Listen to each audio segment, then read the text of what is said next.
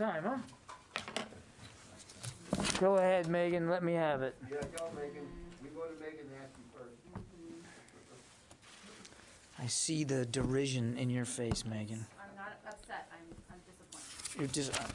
I'm sorry I disappointed you.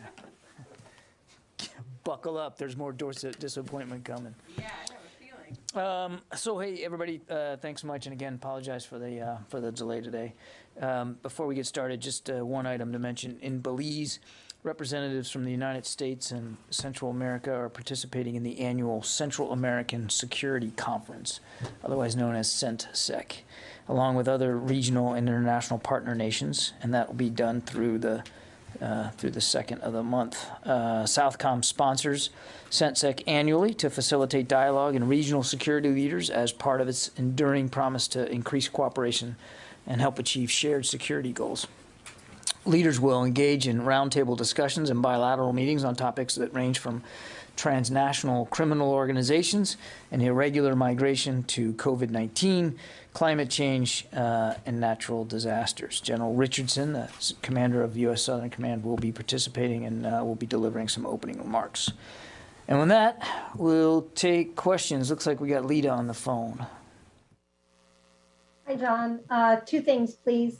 One, can you tell us whether there have been any decisions made on troops going to any of the Eastern Flank countries? And secondly, on Red Hill, there appears to be a bit of confusion about what the military is doing. Does the Pentagon agree to drain the Red Hill tanks? And if so, why is the Defense Department appealing the court orders? And so can you just sort of address what is an issue that is clearly angering people in Hawaii about whether or not the department is actively going to drain the tanks? Thanks. Yeah, no announcements to speak to today with respect to any other deployment orders or troop movements with respect to the situation in Ukraine.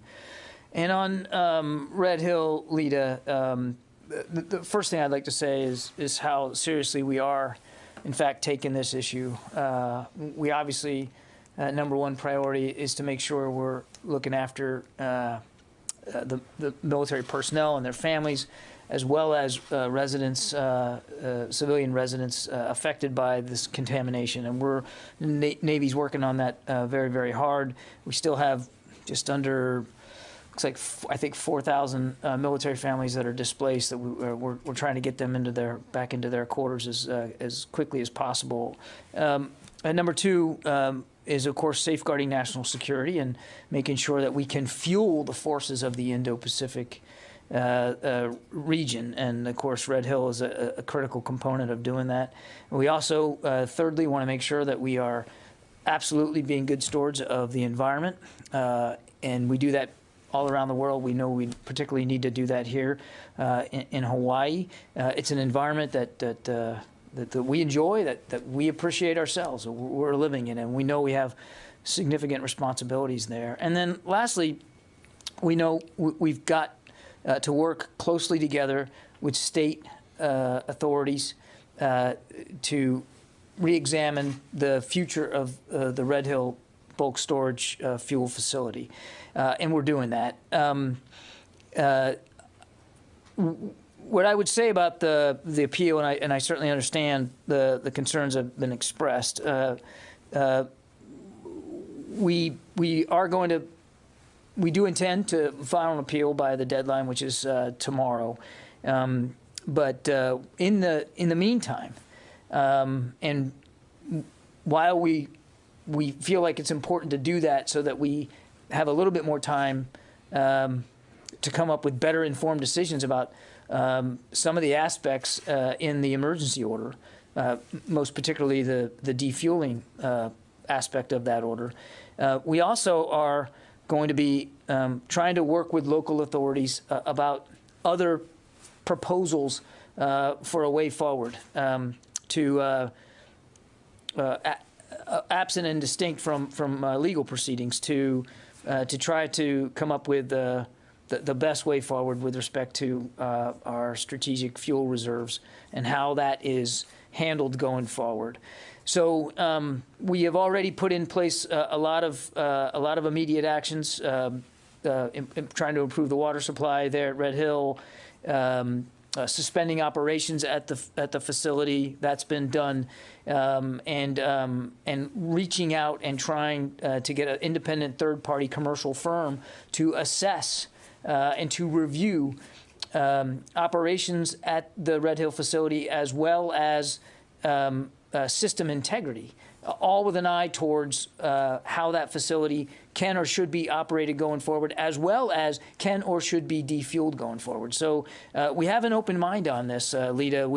There's an awful lot of attention being applied to this. You probably saw the Deputy Secretary had conversations last night, not only with members of Hawaii's congressional delegation, but with the governor. And we're going to continue these discussions. So we are absolutely open to looking at options, and those options can include defueling of Red Hill, and we're going to continue to stay closely lashed up with leaders and legislators from Hawaii. The last thing I'd say on this, I know it's a long, torturous answer to a very good question, but we know we've got responsibilities here to get this right. To get this right for the families affected, not just military families, but residents of the state of Hawaii. To get it right for the state itself, to rebuild some of that trust, and that you referenced in your question, and also to get this right for our own national security purposes. Again, we don't have all the answers figured out right now and where we're going to go with Red Hill long term. But one thing is for sure, that's that we are going to have security commitments in the Indo-Pacific long term. And those security commitments are going to require fuel and sustainment. And so we got to think about that seriously. We got to make sure that whatever plan we have in place, whatever we do here, that we can continue to defend the nation from the Indo-Pacific theater. It's a long answer, apologize, but I appreciate you staying with me there, Lita, here in the room. Hey, John, thanks. 2 questions. First, are you able to name any of these potential host nations that have reached out and requested U.S. troops? Not right now, Matt, no. But as I said yesterday, we're in close consultation with them if and when there's decisions to deploy additional U.S. forces on Allied territory in lockstep with that or those countries. We'll certainly be as transparent with you as we can be. Okay. Secondly, can you speak to these reports that the U.S. is aware of Russian troops possibly moving medical supplies, especially blood supplies, up closer to the Ukrainian border, and what kind of concerns does that raise for the department? Yeah, I've seen the press reporting on this. Number one, I'm going to stay away from intelligence assessments. I would point you, though, to the fact that we have been long saying that in addition to the combat capability that Mr. Putin continues to add and does continue to add to the western part of his country and in Belarus, he has also, over these many weeks, increased his logistics and sustainment capability. And there's a lot that goes into logistics and sustainment, aviation support, certainly medical support. So we have seen him provide that kind of sustainment capability with respect to those forces. And obviously that does include, field hospitals and doctors and nurses and, the kinds of things you would need to do to be able to medically care for troops in the field. Now, is that alone, all by itself, some sort of tripwire or indicator, or causing alarms to go off that an invasion is imminent? Not necessarily.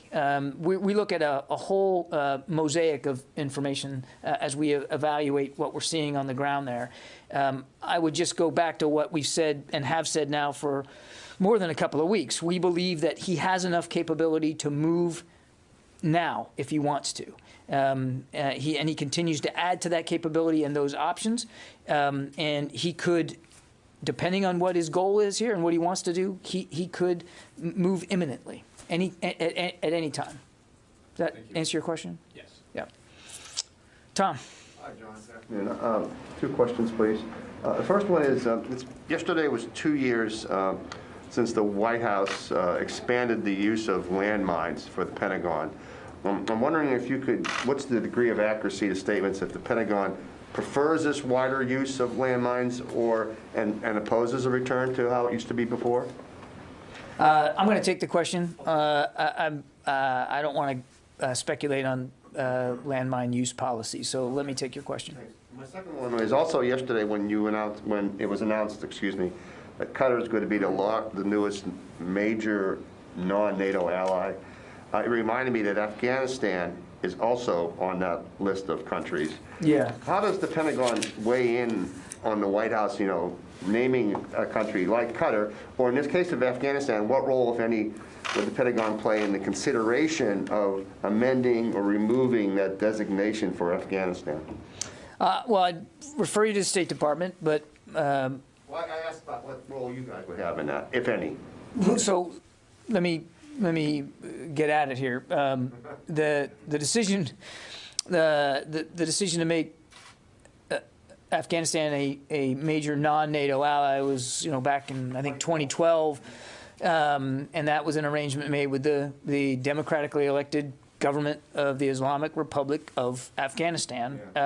There is no such commitment and no such agreement in place now that that government is no longer in Kabul. And I would, for more detail on where that's going, I would point you to the State Department. But your question, you didn't ask this, but it does give me an opportunity to clear the air a little bit. My answer to this yesterday was inartful at best and inaccurate at worst. The president did declare that his intention is to designate Qatar as a major non-NATO ally. He obviously has the authority to do that. I think yesterday I said it has to be a NATO decision. The president can designate that, and he has obviously made clear that he intends to do that. It's designed for countries that are not treaty allies of NATO, but that have strategic working relationships with U.S. forces, and certainly Qatar does. Some of the benefits could include priority delivery of military surplus, consideration for participation in military and counterterrorism exercises. And while it does provide some military and economic privileges, that non-NATO ally status does not entail any specific security commitments to the designated country. So realizing, of course, that as you said, it's the State Department's decision and not Pentagon decision, but your comments... Well, obviously the president gets to make the designation. I'm saying the State Department is the one that is better placed to speak to Afghanistan in particular, but that the agreement in 2012 did not apply to the government in Afghanistan at the time. It does not apply to the Taliban. Does that help?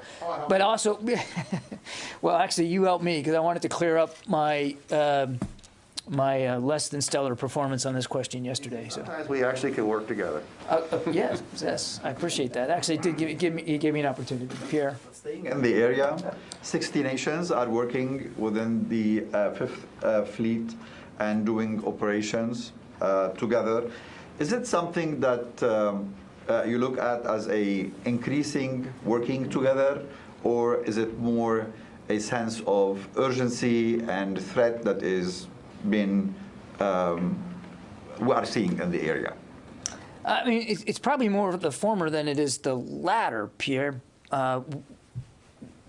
We routinely try to improve these bilateral relationships and these multilateral relationships in the region with respect to military capabilities. But obviously, when we do it now, we certainly do it with the knowledge and the understanding that there are increased threats posed by Iran. And so it's not like we're doing this in a vacuum. We're just doing it to do it. I mean, there are clear threats posed by Iran to the region, and we have to make sure that not only we're ready for it, but from a multilateral perspective, our partners are too.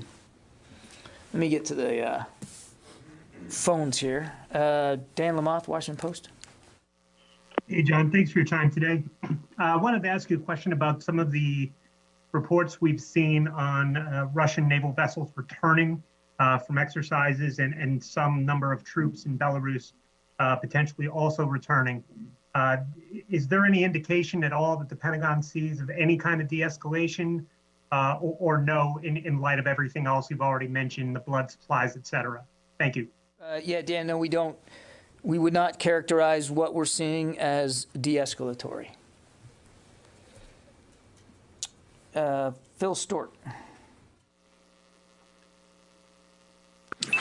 Thanks. Real quick, Russian President Putin made a comment today that that basically suggested that now was the time to act on Ukraine, because what if Ukraine were to join NATO?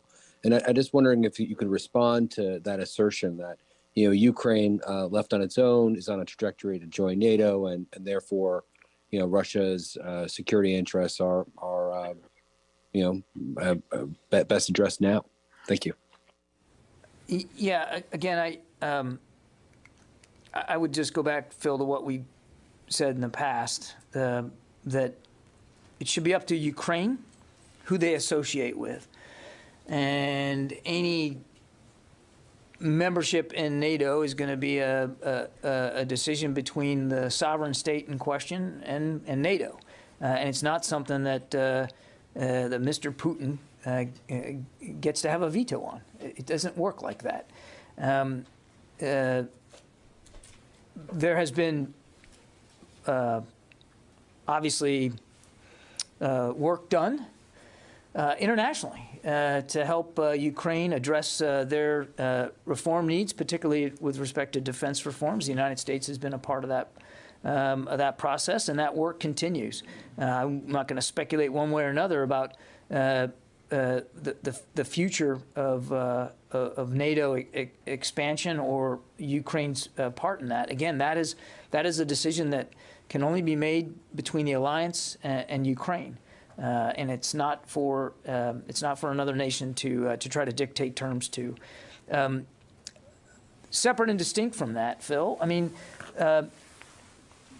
this is of a piece of the Russian playbook of putting stuff out there in the information environment, deliberately designed to deceive or to try to create excuses or pretexts to justify what really would be, should they incur again, an unjustifiable act. Joe Gould, Defense News. Hey, John, thanks for doing this today. So my question is, the SecDef is set to testify tomorrow on Afghanistan in a closed or deliver a briefing in a closed session of the Senate Foreign Relations and Armed Services Committees. We saw that 18 Senate Republicans are calling for a portion of that to be open, and several House Republicans called for a public hearing there on Afghanistan as well. The Defense Secretary did testify in public on Afghanistan in September, but would you respond to this most recent call? Would Secretary Austin be willing to testify in public on Afghanistan? Thank you. As you noted, Joe, he has, and of course, if he's asked to testify again in public, in a public setting on Afghanistan or any other matter, he takes the oversight responsibilities of Congress very seriously and would certainly comply with that. But tomorrow's briefing, the parameters of that were set by the Senate Foreign Relations Committee and the Senate Armed Services Committee, and we're abiding by the dictates of the procedures that they put in place. Sylvie from AFP, I'll come right back to you. Hello, John. I have two questions. First, I asked you yesterday how many US troops are stationed right now in Poland and Lithuania, and you took the question and I didn't receive the answer. And second, a totally different question about Sahel.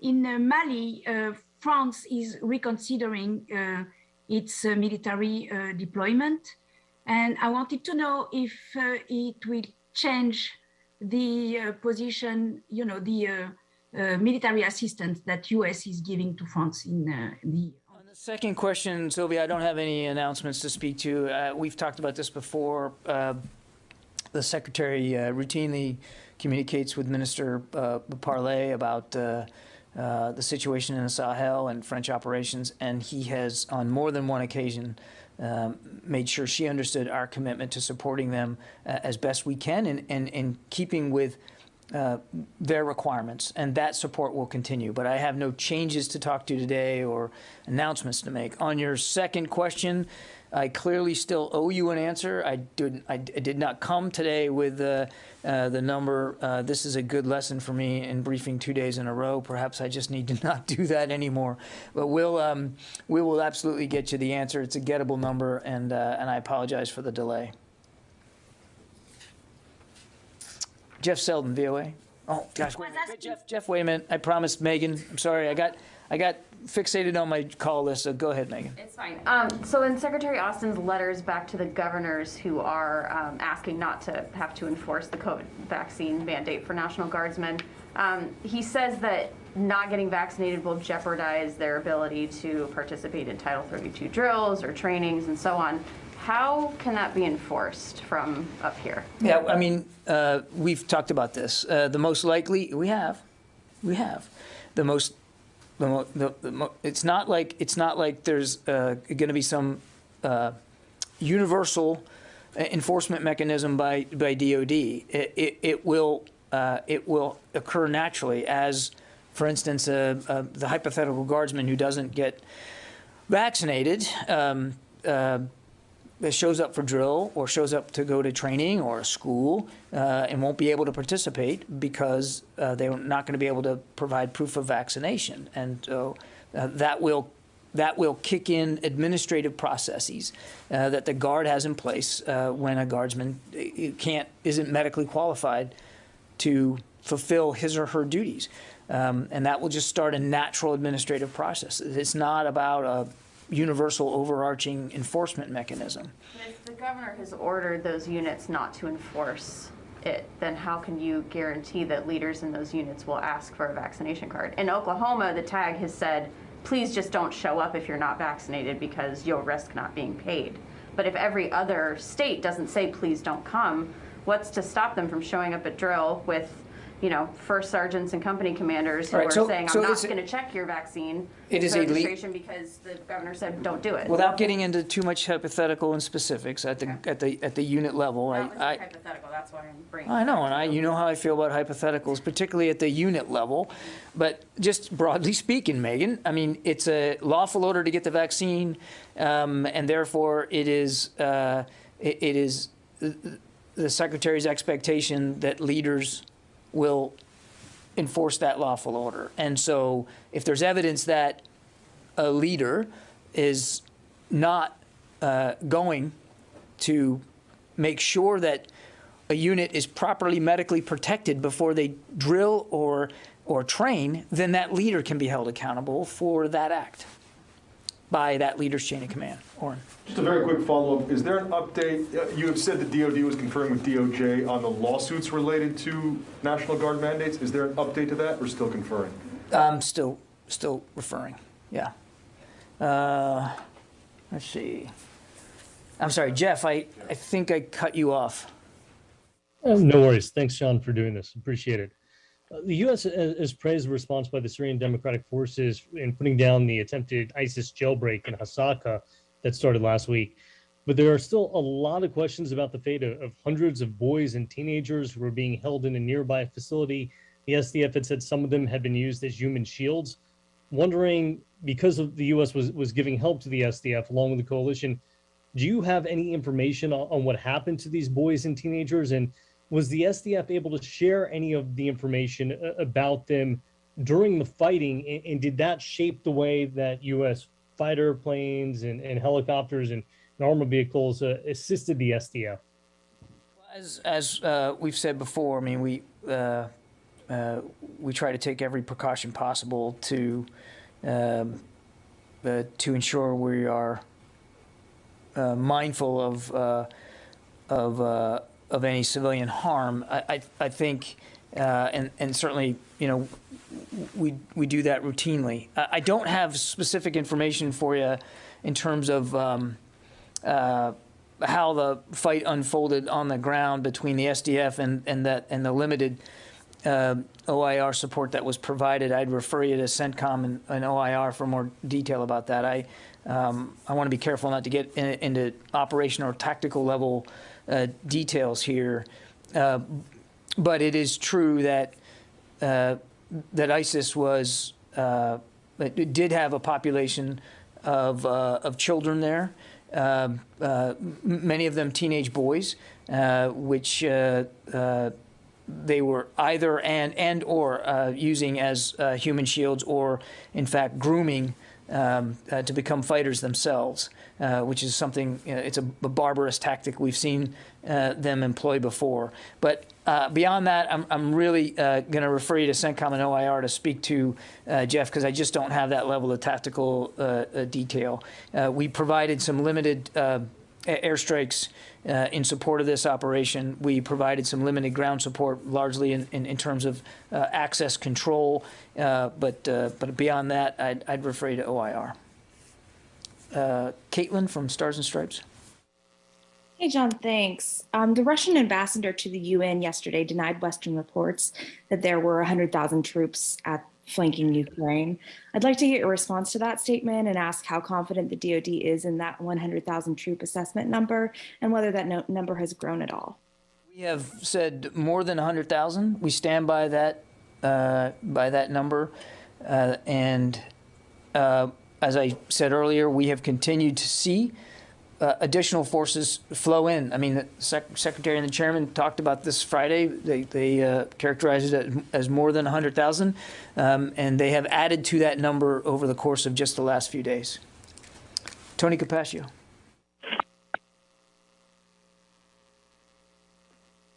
Hey, John, sorry, I hit the mute button. Two quick questions. Can you bound expectations about this hypersonics meeting that the Secretary is kicking off on Thursday? There are stories saying he summoned industry, and then others saying he's going to light a fire under industry's butt on this subject. So, look, this is a virtual roundtable session with hypersonic industry CEOs. It'll take place on the 3rd, as you said, Thursday. It's part of the Deputy's regular drumbeat engagements with industry in areas of innovation and modernization, to help strengthen relationships and discuss ways to accelerate the development of capabilities and new operational concepts with our partners in industry. This meeting is going to be focused on hypersonic development, but there are other topics have ranged from systems engineering to manufacturing. And again, this is something that the Deputy Secretary routinely does. The Secretary Austin will deliver some brief framing remarks at the top of the meeting. So it is part of a regular drumbeat. I will add that, and you've heard the Secretary say this before, hypersonics is not an area that we're ignoring. And there's been a lot of work done to advance our capabilities with hypersonic technology. But you've also heard the Secretary say it is an important capability. It is not the only capability. There are a range of military capabilities and avenues for innovation that he wants to explore to better get at this idea of integrated deterrence. So while we understand the attention on hypersonics and that there needs to be a continued strong emphasis by the department on that, we have other capabilities we need to pursue and advance as well. And that, quite frankly, coming back to the first part of the answer, is why the Deputy holds these regular drumbeat meetings with defense industry experts and leaders. Okay. John, you got time for one more? Yeah, one more. My station hosts. Let me just get it correctly, please. As a former admiral and Navy strategic deacon, what grade do you give to the Irish fishermen for successfully thwarting the Russians from invading their territory? I'm afraid I can't give a biased view of that because I also grew up Irish Catholic. Nobody has ever accused me of being a strategic anything, let alone a beacon. Well, John, for reasons I have declined to explore, the hosts of these stations see you as a font of well-reasoned, articulate, and seasoned opinions. I would ask them to please call my children and say the same. Look, You're speechless. I think, this is a tough one. Because I also spent a lot of time fishing as a kid too. I think it's. Take the question. It's. Yeah, I'm just going to take the question. Yeah. I'm gonna punt on that one. All right. Listen, thanks everybody. I appreciate it, and I apologize for the. the late start today. I do try to be on time. I know I'm not always. Megan always gives me the stink eye, but we had some unforeseen technical issues today to deal with. So I think we're going to try to be out tomorrow as well. So stay tuned for that, and I'll let you know. Appreciate it. Thanks everybody.